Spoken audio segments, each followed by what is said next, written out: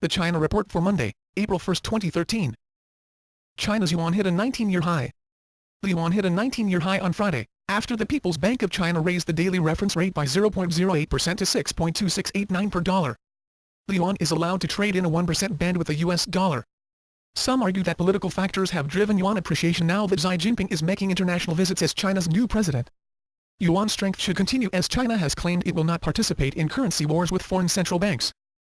China to reap Iraq oil rewards. 10 years after the United States invaded and occupied Iraq, the country's oil industry is poised to boom and make the troubled nation the number 2 oil exporter in the world. But the nation that's moving to take advantage of Iraq's riches isn't the United States. It's China. America, with its own homegrown energy bonanza, isn't going after the petroleum that lies beneath Iraq's sands nearly as aggressively as is China, a country hungry to fuel its rise as an economic power. Iraq remains highly unstable in terms of security, infrastructure and politics. Chinese state-owned oil companies appear more willing to put up with that than Americans are. The Chinese have a higher tolerance for risk. The Chinese view investing in other areas long-term and are willing to develop a long-term viable energy partner in Iraq.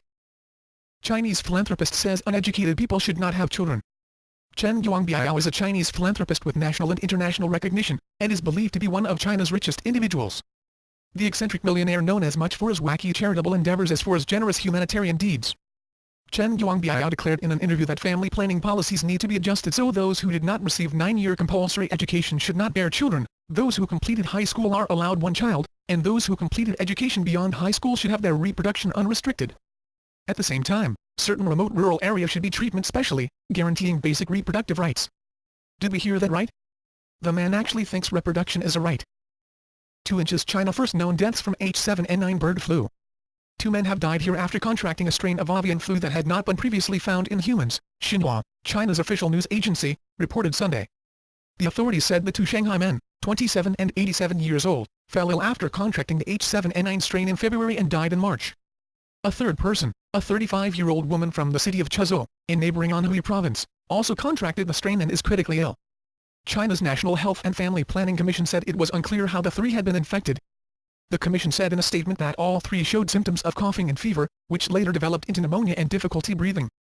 The health authorities said tests identified the H7N9 strain in the 3 victims. The government said that the 3 had not had mutual contact and that dozens of people who had contact with them did not appear to have been affected. That's the China Report for today. Zaijian.